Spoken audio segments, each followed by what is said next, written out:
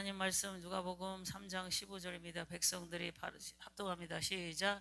백성들이 바라고 기다림으로 모든 사람들이 요한을 그리스도의 심중에 생각하니 요한이 모든 사람에게 대답하되 이르되 나는 물론 너에게 세례를 베풀거니와 나보다 능력이 많으시니가 오시나니 나는 그의 신발끈을 풀기도 감당하지 못하겠노라. 그는 성령과 불로 너희에게 세례를 베풀 것이요 손에 키를 들고 자기의 타작마당을 정하게 하사 알곡은 모아 곡방에 드리고 주거기는 꺼지지 않는 불에 태우시리라. 또 그 밖에 여러 가지로 권하여 백성에게 좋은 소식을 전하였으나 분봉한 헤롯은 그의 동생인 아내 헤로디아의 일과 또 자기 행한 모든 악한 일로 말미암아 요한에게 책망을 받고 그의 한 가지 악을 더하여 요한을 옥에 가두니라. 아멘. 지난번에 이 영상을 찍었더니 이 화면이 이렇게 막 크게 나와갖고 화면을 보는지 제가 나오는지 모르겠어서 화면을 저쪽으로 이렇게 하라고 그랬어요. 자, 오늘 말씀은 요한에 대해서 나옵니다. 요한. 여기 성경에 요한이라는 이름이 많이 나와요. 여기 나오는 요한은 세례 요한을 말합니다. 15절에서 17절 말씀 보니까 요한은 자신을 예수님과 비교해서 말을 할 때, 비교해서 말을 할 때 자신은 물로 세례를 베푼다 이렇게 했고, 그리스도 예수님은 성령과 불로 세례를 베푸실 것이라고 이렇게 말했어요. 오늘 초점은 이제 불세례나 물세례냐 여기에 초점이 맞춰지지 아니하므로 다른 쪽으로 이제 오늘 맞춰지는데, 어쨌든 요한은 자기 사역에 대해서 정확히 얘기를 합니다. 자기가 할 일에 대해서 정확히 하는 거예요. 그리고 예수님이 하는 일이 뭔지 또 정확히 아는 자입니다. 저는 참 이제 답답한 일을 많이 보는데 남의 한 일도 내가 한 것처럼 얘기하고 꼭 내가 다 해서 한 것처럼 얘기하고, 제가 그럴 때 속으로 참 주님이 이걸 보고 진짜 탄식하시겠다. 사람도 이렇게 속 터지는데 자기가 해야 될 일, 자기가 할 일을 정확히 하는 거예요. 나는 물로 세례를 베푸는 자다. 이 사람과 사람 사이에서도 정확하게 자기가 한 일에 대해서, 할 일에 대해서 얘기하는 자가 아주 드물어요. 근데 예수 그리스도께서 하실 일과 자기가 할 일을 정확하게 이렇게 안다는 것은 대단히 영성이 있는 자고, 대단히 깨어있는 자고, 대단히 자기 자신을 아는 자다. 자기 자신. 그러면서 그리스도는 자신보다 능력이 많다라고 이렇게 말을 합니다. 참 제가 이렇게 성회나 또 많은 사람들을 보면 내가 능력 있는 것만큼 인정하는 자가 참 큰 자인데, 그런 자를 저는 옛날에 많이 못 봤는데 요새는 많이 보고 살아요. 그러니까 하나님이 만남의 레벨을 높여주셔갖고, 할렐루야, 만남의 영적 레벨을 높여주시니까 뭐가 높은 자냐, 나는 어떤 자인가를 정확히 얘기하고 예수님은 어떤 자인가를 정확히 알아서 말하는 자예요. 자기 자신을 정확히 알고 예수님을 아니까 자신은 뭐라 그러냐면 그의 신들매도 풀기도 감당치 못할 자다라고 이렇게 고백을 합니다. 한 세상을 살면서 우리가 평생 알아야 되고 소원해야 될 것은 예수도 알기를 힘쓰자. 예수도 알기 원함은 크고도 넓은 은혜와 대속해 주신 사랑을 간절히 알기 원하네. 난 저와 여러분들의 입술에서 이 가사 한 절 한 절이 간절한 진심이 담긴 찬양이 되기를 축복합니다. 간절히 알기를 원한다. 예수를 알기를 원한다. 어떻게 알기를 원하냐? 간절히 알기를 원한다. 나는 그래서 예수님 앞에서 나는 어떤 자인가를 또 정확히 알았냐면, 나는 그의 예수님의 신들매를 풀기도 감당치 못할 자다. 신들매가 뭐예요? 신이 벗겨지지 않도록 신발끈을 잘 동여매는 일을 신들매라고 그래요. 예수님을 위해서 내가 무슨 일을 한다고 치자. 그러면 나는 내가 하는 일은 신들매도 뭐예요? 여기 뭐라 그랬어요? 풀기도 감당치 못할 자다라고 고백하는 거예요. 예수님의 신발끈을 풀기도 감당치 잘 맬 수 있고 풀 수 있는 그것을 하는 자로 나는 그것도 잘 감당 못할 자다. 다시 말해서 내가 하는 사역과 내가 하는 일은 하나님 앞에서 이렇게 부족하고 연약하고 나약한 일이다. 아무것도 아니다. 정말 나는 부족한 자다라는 것을 절실히 깨닫고 진실로 깨달은 자입니다. 우리는요, 나도 그랬어요. 옛날에는 내가 하는 일이 큰 일인 줄 알았어. 물론 하나님께서는 큰 일이고 귀한 일이라고 하시는 게 맞지요. 소주 하나 물 떠준 것도 내가 상을 잃지 않는다 그랬으니까. 근데 내 입장에서 봤을 때는 나는 이것을 감당할 자도 못 된다라는 거야. 할렐루야. 우리는 근데 얼마나 하나님 일을, 아주 대단한 일을 내가 하는 그 교만함 속에, 우월감 속에 그렇게 살아서 하는지 몰라요. 너무나 가슴 아파. 정말 가슴 아파. 정말. 그리고 그 우월감에 우쭐대는 그 모습, 얼굴, 눈빛, 실루거리는 입, 그 딱 올라가는 뽕이 들어간 어깨, 이런 걸 보면서 정말 미안하지만 추하고 정말 보기 싫은 꼴불견 모습이에요. 우리는 세례 요한과 같이 그러한 은혜에, 깊은 은혜에 들어가는 자가 되기를 축복하고, 저와 여러분이 그렇게 되기를 더 소망합니다. 마지막으로 그리스도는 손에 키를 들고 타작마당을 정하게 하여 알곡을 모아 곳간에 들이고 쭉저기는 꺼지지 않는 불에 태울 거라 그랬어요. 하나님을 섬기는데 겸손과 온유함으로 섬기고, 어떻게 섬기냐? 떨림과 두려움으로 섬겨야 돼요. 왜요? 하나님의 그 손에 키가 있다는 거죠. 키하죠? 키질? 이렇게 하는 거? 권사님들하고 다 키질 이렇게 하는 거. 알곡은 쭉정이는, 알곡은 안으로 들어오고 쭉정이는 밖으로 나가는 거, 이렇게 키질이. 하나님은 이제 여러분은 어떻게 하나님의 키질을 할지는 모르겠어요. 어떤 사람은 3개월에 한 번씩 하는 사람도 있고, 어떤 사람은 매일 하는 사람도 있고, 어떤 사람은 순간 하는 사람도 있을 거라고 생각해. 목사님, 내가 옛날보다 회개를 빨리 해요. 목사님, 내가 옛날보다 고집 덜 부리고 순종을 빨리 해요. 그것이 당연한 거고, 그것이 자랑거리가 아니에요. 그 순간순간 하나님이 하실 때가 있어, 사람에 따라서.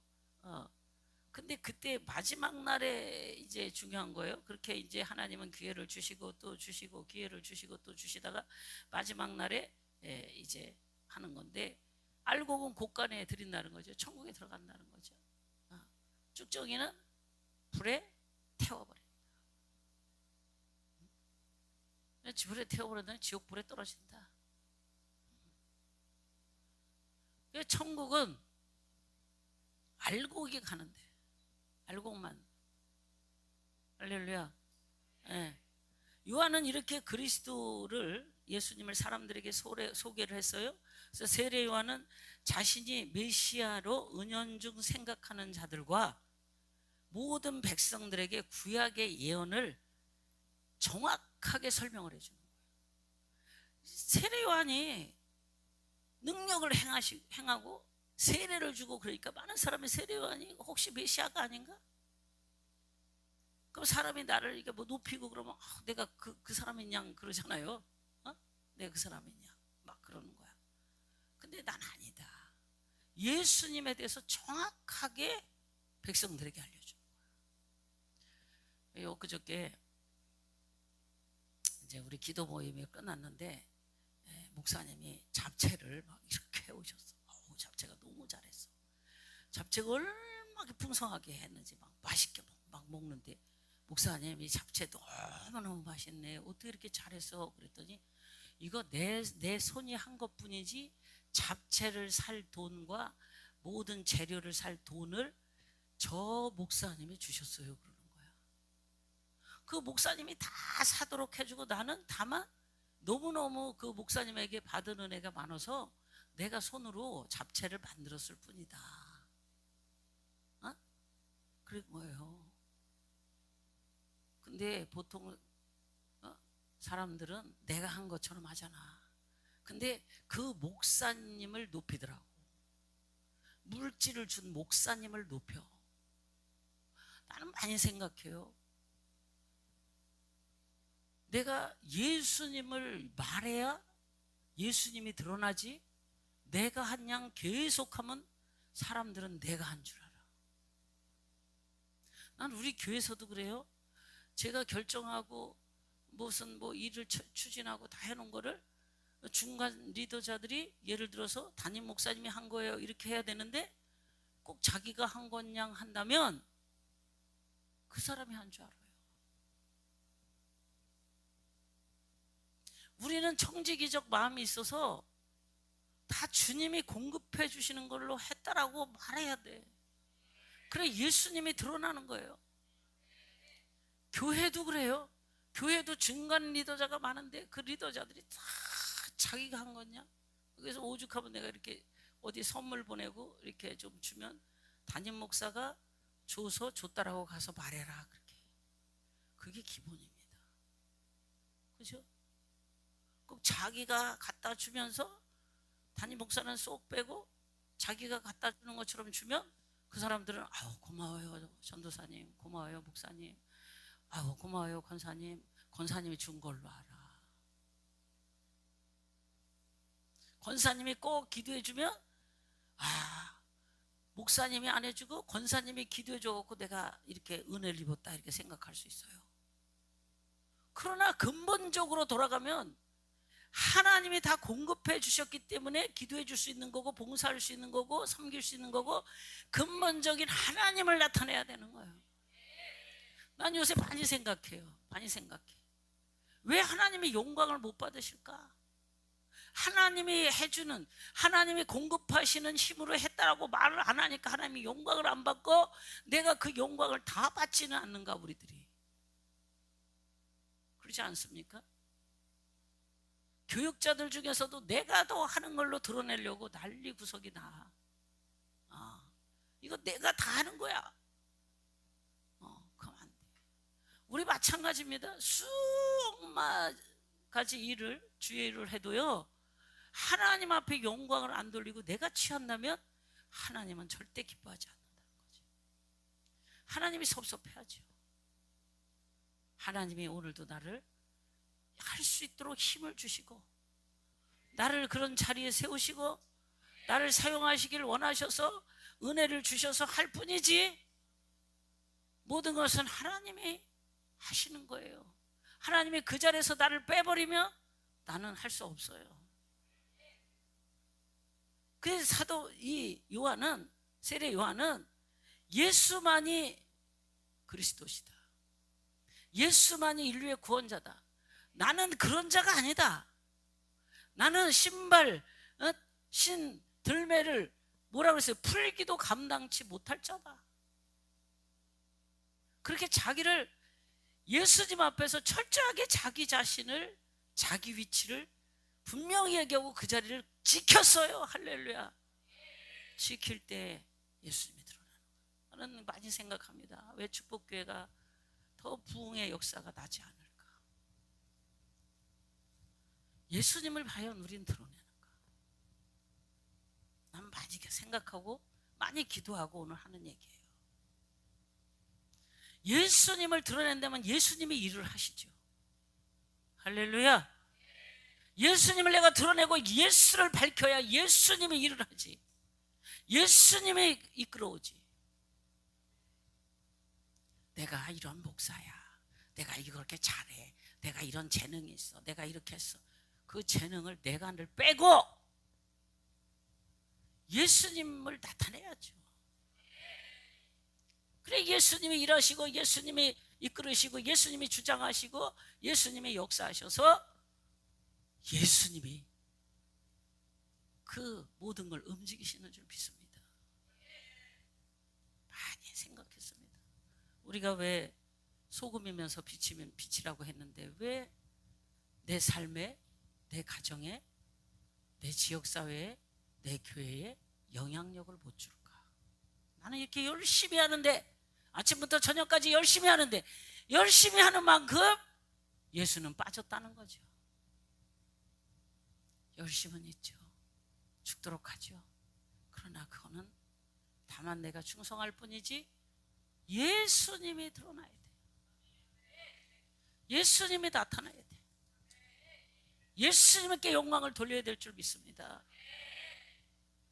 그래서 예수 그리스도가 베푸는 세례는 그럼 어떤 세례인가? 16절에 보니까 요한은 말하기를 그리스도는 성령과 불로 세례를 베푸실 것이다. 오늘날 성령 세례에 대해서는 몇 가지 견해들이 있기 때문에 어느 것이 옳다 뭐 그르다 그렇게 우리는 이 시간에 주장하지 않겠습니다. 그러나 분명한 사실은 성령의 사역과 능력에 의해서만 죄인들이 구속함을 입습니다. 화려한 말, 놀라운 재능, 많은 물질 쏟아부어도 영혼은 살아나지 않습니다. 내 많은 재주 쏟아부어도 영혼은 살아나지 않습니다. 지금 현대 사회에 옛날에도 그랬을 거라고 생각해요. 꼭 현대라고 할 필요는 없어요. 성령의 능력이 아니고서는, 성령의 권능이 아니고서는 그 영이 회복되고 그 영이 움직이지 않으므로 믿음의 터에 서지 못합니다. 그래서 우리는 성령의 사역을 쫓아서, 내가 이번에도 미얀마 선교 협의회 기도회를 인도하면서 얘기했어요. 성령의 인도를 받아야, 할렐루야, 성령의 인도를 받아야 성령의 역사가 나오고 하나님의 나라가 이루어지죠. 성령이 빠지고 내 힘과 내 노력과 내 재주와 내 경험과 내 재능을, 내 물질을, 시간을 쏟아부어도 거기는 아무 역사 없습니다. 우리는 먼저 나를 성령의 충만한 역사로 들어가기 위해서 힘써야 돼요. 무관하면 안 돼요. 하나님과 나와 무관한 생활은 비참합니다. 화려한 것 같고 잘 되는 것 같고 뭔가 되어진 것 같아도요, 생명의 줄이, 성령의 능력의 은혜가 역사가 없기 때문에 거기에는 내가 생명력 있는 믿음의 생활을 못하고 남도 한 명도 살리지 못하는 거예요. 개인적으로 교회에 충성하는 자들을 많이 뭐 집회를 가서 보고 여기서도 많이 보지만 참 안타까워. 저 일만 하다 죽겠구나. 왜요? 우린 일하려고, 일만이 주님의 일이 아니에요. 사람을 살리는 게 주님의 일이에요. 주께로 인도하는 게 주님의 일입니다. 할렐루야. 그래서 성령의 역사는 내적으로 외적으로 이제 사람을 변화시키는 거예요. 내가 변하지 않으니까 빛을 못 발하는 거예요. 영향력을 못 주는 거예요. 우리가 사람의 말을 들어보면 알잖아요. 그 말이 힘이 있는지, 그 말이 권세가 있는지, 그 말에 정말 성령의 역사는지 들어보면 알아요. 들어보면 알아요. 그럼 영은 더 정확히 압니다. 응? 영은 영을 알아봐요. 그래서 우리는 성령의 사람이 돼야 되고, 하나님과 교통하는 자가 되지 않으면 한 명도 살리지 못합니다. 나마저도 믿음의 길을 끝까지 간다고 볼 수도 없어요. 성령의 역사는 내적 외적으로 사람을 바꾸는데, 내적으로는 뭐가 바뀌냐? 생각이 바뀌고, 마음의 자세가 바뀌고, 삶의 목적이 바뀌고, 나의 삶의 가치관이 바뀌고, 모든 삶의 자세가 내적으로 바뀝니다. 성령의 역사는 마음이 평안하고, 마음이 기쁘고, 마음에 소망이 있고, 살아갈 맛이 나고, 늘 찬양이 나오고, 마음에서 뭐가 나와요? 이제 선대하는 말이 나옵니다. 내가 체험해봐도 그래. 내가 은혜에 있을 때는 내가 넘치는 거야. 성령이 충만할 때. 내가 이제 개인적으로 이제 꿈을 꿨어요. 꿈을 꿨는데 이제 기도하면서 했는데, 그렇게 성난 파도가, 그렇게 파도가 몰아치고 집까지 비가 들이치고 막 난리가 나는 그런 꿈을 반복해서 꾸는 거예요. 얼마나 물이 밀려 들어오는지. 내가 여기 있다가는 이제 우리 집도 잠기니까 더 위로 올라가자 해서 위에 집으로 갔는데, 꼭대기 바위 꼭대기에다 집이 하나 있는데 거기를 이제 몇 사람이 들어가더라고. 얼마나 비바람이 치고 파도가 치고 물이 높은지 그 안에까지 파도가 쳐서 들어오는 거예요. 물방울이 떨어지는 거예요. 큰일 났다. 이 집도 무너지겠다. 거기 몇 사람이 왔다 갔다. 그러고 지난번에 깼는데 어제 똑같은 장면이 똑같은 거예요. 어머, 똑같은 장면이 또 나오는 거야. 제가 꿈을 이어서 꾸는 적도 있어요. 2시간 자고 일어나면 그 꿈을 또 이어서 꾸고, 2시간 자고 이어서 꾸고. 그때 하나님이 특별한 게 이제 꿈으로 말하실 때가 있어. 이번에는 똑같은 꿈을 똑같은 장소를 또 나오는 거야. 어머, 내가 지난번 꿈에서 들으는 거야. 어머, 지난번 꿈에 내가 여기 있었는데, 어머, 지난번에 이렇게 비바람을 부는데 이번에는 비바람이 안 불어. 창문을 내다봤더니 비바람이 그쳤어. 그리고 물이 막 파도 치듯이 올라오던 게 잔잔해져. 한 20%가 좀 빠진 것 같아. 그래서 꿈을 깨고, 야, 사람은요, 내가 해석하고 싶은 대로 해석을 해. 근데 이제 기도하면서 해석이 되는데, 너무너무, 여러분, 이런 것을 꿀 때마다 꼭 우리는 물질이나 내 현실, 상황을 꼭 대비하잖아요. 그렇죠? 우리 심령이 거의 많아. 심령이. 근데 거기에서 어둠이 왔을 때 내가 더 이상 무서워하지 않는다. 내 심령이 파도치지 않는다. 어둠이 뭐예요? 세상에 고통과 어려움이 돼. 지금 막 말도 못해 고통이지. 더 이상 그러지 않는다. 또 질병이 찾아올 때가 있어. 근데 20대, 30대, 40대까지는 질병이 안 무서웠어. 그러니까 막 밤낮으로 사역한 거야. 밤낮으로 몇 시간. 나이가 먹으니까 살짝 두려움이 오더라고. 근데 이제 얼마 전부터는요, 안 무서워요. 질병도. 올래면 와라까지 거. 나는 이것도 이기고 간다. 이제 이 젊었을 때의 그 마음이 그냥 오는 거야. 그리고요, 세상에 유혹과 음란이 얼마나 많아. 그 유혹과 음란이 이제 막 힘들었어. 우리가 이제 주일 하다가 그 찬송가 저번에 하더만 790 몇 장 찬양하면, 주일 하다가 외로웠어, 유혹 많았어, 뭐 그런 찬양 있어요. 그 찾아봐. 지금 바로 몇 장인가?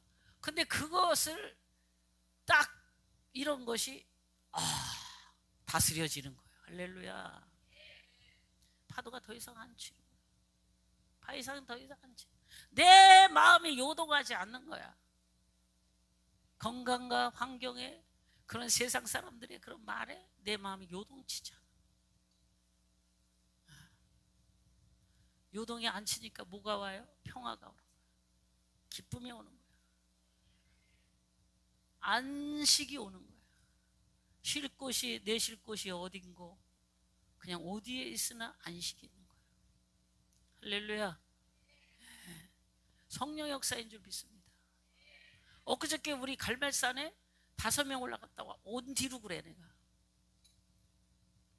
갈멜산에 내가 5명 가서 올라갔는데, 뭐 그 전에 어떤 목사님이 그러더라고.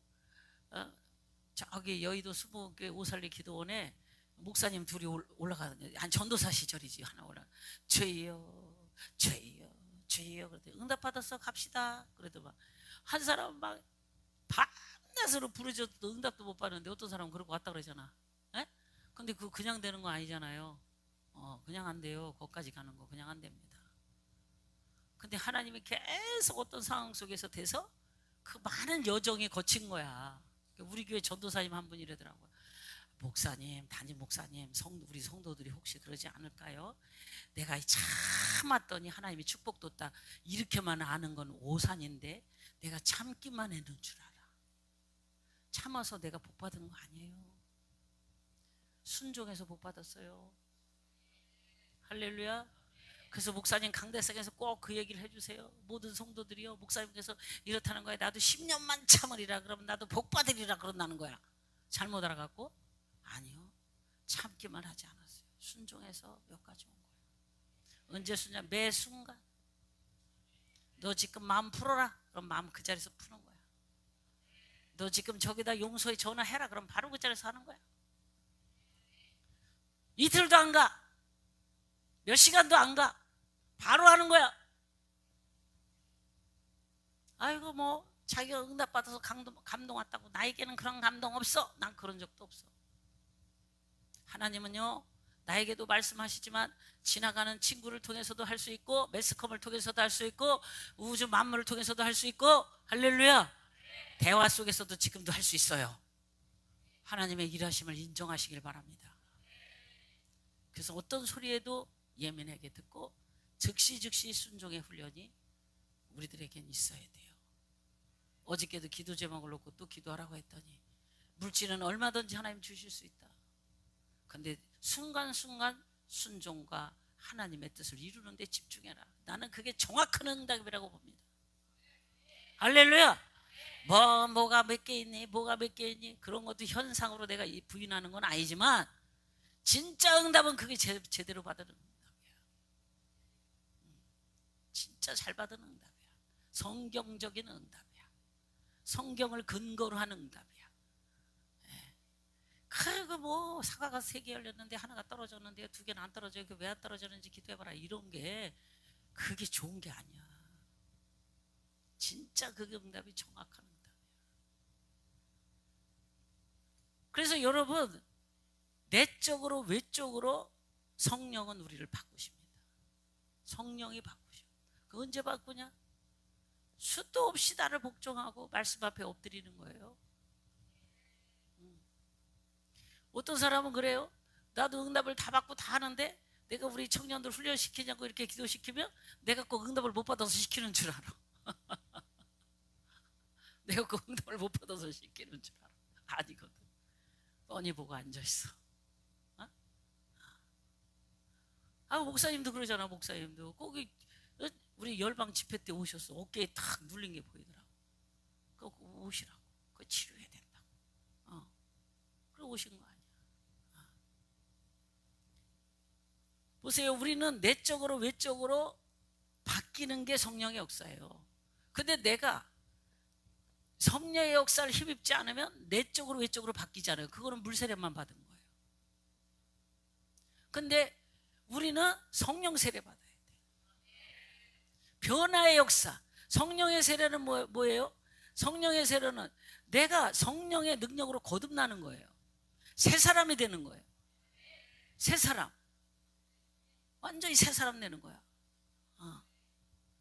그래서 이 성령의 역사를 받아들이는 사람은 현재와 장래의 구원을 보장받습니다. 그러나 성령의 지배와 통치를 거부하는 자들에게는 하나님 나라가 임하지 않습니다. 성령의 역사를 인정하고 받아들이는 자는 하나님 나라가 매일 임합니다. 매일 하나님이 말씀하셔요. 할렐루야. 매일 하나님의 인도하심을 내가 볼 수 있어요. 네. 내가 매일 하나님과 동행함을 느낍니다. 근데 왜 그래? 하나님의 역사를 인정 안 하고 순종 안 하니까. 성령님은요, 인격적이라 몇 번 말씀하시다가 내가 못 들은 척하거나 순종 안 하면 그때부터 말씀 안 하셔. 여러분 그런 경험 해보셨을 거야. 성령 인도 받아본 사람은 다 압니다. 내가 몇 번 그 음성을 무시하거나 그 음성을 가볍게 여기거나 그럼 그때부터 말씀 안 하셔요. 절대 말하시는 인격적인 분이시라 말 안 해요. 성령님도 기분이 안 좋으셔. 여러분, 사람 사이에 내가 말하는데 상대방이 반응을 제대로 안 해. 그럼 기분 나빠서 말 안 해. 나를 봐야지. 나 눈을 마주치라고. 내 눈을 봐. 이러면서 얘기하잖아. 성령님 똑같아요. 성령님 얼마나 인격적이신데. 그래서 내가 눈을 마주치고 주님의 말씀에 귀를 기울이고 그러면 계속 말씀하셔. 근데 내가 외면을 좀 돌리면 성령님도 멈추고 계셔. 내가 고개를 돌릴 때까지, 내가 눈을 마주칠 때까지, 내가 마음을 다해서 그 사람과 대화하려고 마음을 열 때까지 기다리고 계셔. 그래서 내가 문 밖에 서서 두드리노니 그게 나오는 거야. 예수 안 믿는 사람에게만 가서 문 밖에서 두드리는 게 아니에요. 예수 믿는 우리들에게 매일매일 교제교통하시려고 문 밖에서 매일 두드리는 거야. 그런데 우리는 예수님을 밖에 많이 세워놓잖아. 조금만 기다리세요. 내가 나갈게요. 손님이 왔는데 조금만 기다리세요. 내가 나갈게요. 그런데 1년이 가네. 그런데 우리 예수님은 안 떠나. 여전히 문 앞에 기다리죠. 그렇게 사랑이 많으셔. 예수님은, 나는 생각하고 예수님 우리를 짝사랑하다 돌아가시지 않았나? 여러분, 여기 이제 그런 분은 없겠지만 내가 누구를 짝사랑한다 그러면 예수님을 한번 생각해 보시기 바랍니다. 나도 예수님을 저렇게 내가 누구를 짝사랑하는데 그 사람은 날 쳐다도 안 봐. 그러면 얼마나 마음이 외로워. 예수님을 내가 몇십 년을 그렇게 외롭게 두지 않았나. 그렇게 한 번 더 생각해 봐야 돼. 주님의 마음이 그렇게 외롭고 주님의 마음이 그렇게 쓸쓸하고 나만 바라보고 있는데, 나하고 늘 함께하고 싶은데 제 말이 무딘 심령은 전달도 안 돼요. 그냥 머리로만 듣죠.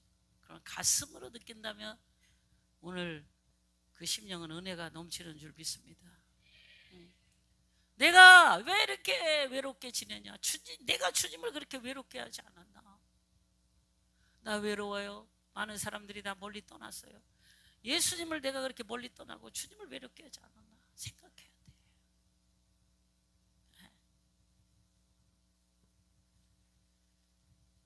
마지막입니다. 이제 18절에서 20절을 봅니다.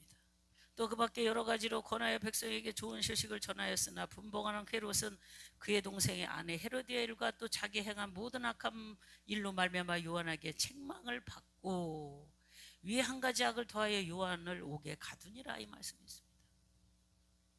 여기에서 보니까 분봉한 헤롯은 헤롯 1세, 즉 헤롯 대왕의 아들입니다. 헤롯 대왕이 죽은 후에 갈릴리 베레아 지방에 다스리던 헤롯 있는데 헤롯 안디바를 가르칩니다. 우리가 이 누구누구 또 그 다음에 이 누구누구 나가잖아요. 예를 들어 차무엘 목사, 근데 두 아들은 차 유한 그러잖아. 유한이가 아들을 내면 차 뭐뭐 그렇게 그러잖아. 임단이가 이제 지금 아니지만 결혼해서 아들을 낳으면 임 누구 이렇게 나가잖아. 그런 것처럼 여기도 헤롯 1세, 지금 현재는 안디바라는 사람이에요. 헤롯 안디바. 헤롯 안디바가 이복 동생이 있어요. 이복 동생 아시죠? 설명 안 해도.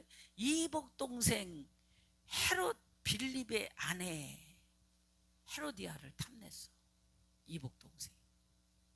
그 아내를 탐내 갖고 자기의 또 다른 부인을 만드는 거예요. 그러면 이 사람이 부인이 없었냐? 그게 아니에요. 이복 동생이 알죠? 몰라요? 다 모르는 걸로 쳐다보네. 배다른 동생. 쉽게 말해서. 그럼 동생은 동생이야. 그런데 이제 그 동생의 아내가 이제 탐난 거야, 헤로디아를. 그래서 자기가 데려다가 뭘 삼어? 이제 다른 부인을 삼은 거예요. 다른 아내.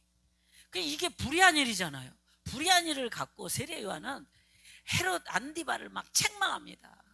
막 책망을 합니다. 책망을 하니까 네가 하나님 앞에서 옳지 않지 않냐. 그리고 막 책망하니.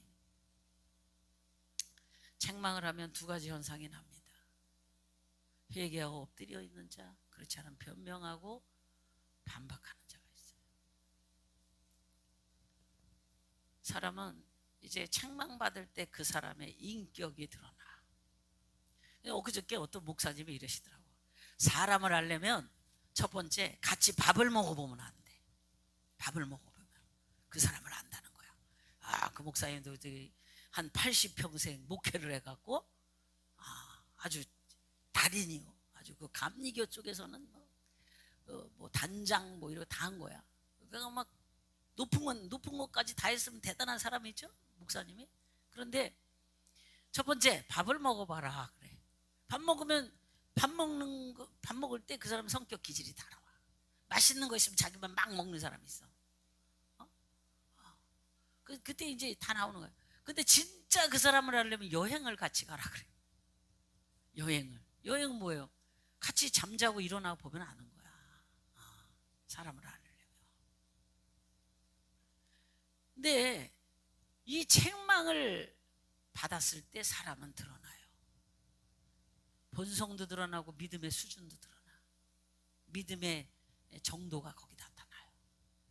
근데 결국 헤롯 안디바가 범한 악은 동생의 아내를 빼앗았는데 그의 위에 한 가지 악을 더 행했다는 그 자신의 불의를 책망하는 요한의 발에 어떻게 했냐면 그를 오히려 회개하지 않고 감옥에 집어넣습니다.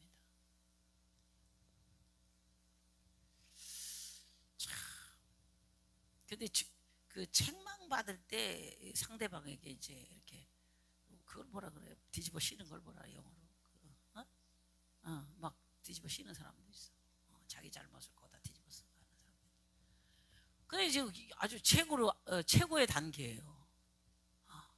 근데 책망받았을 때 회개하는 자는 성경을 다 보면 다 하나님이 용서하셨고 다시 축복하셨습니다. 근데 변명하고 또 자기를 방어하고 이런 사람 하나님께 다 책망받았습니다.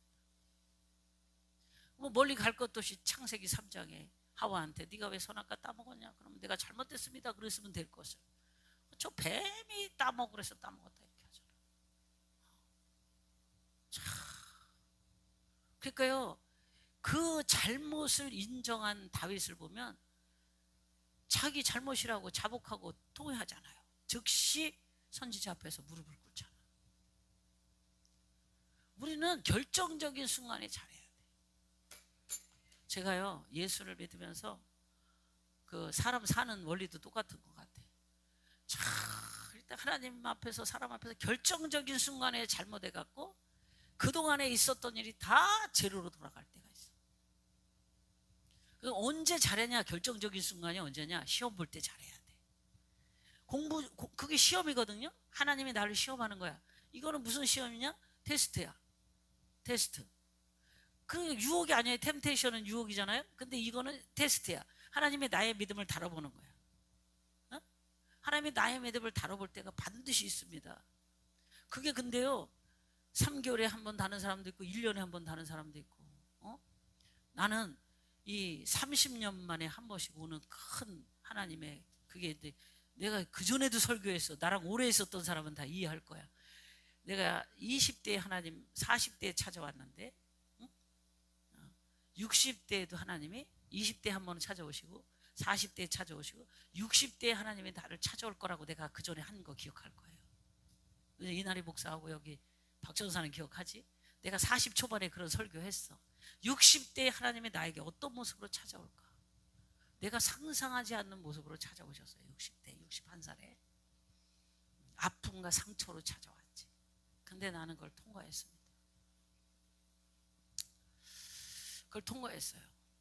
왜? 하나님이 찾아온 사건이라는 걸 나는 알기 때문에.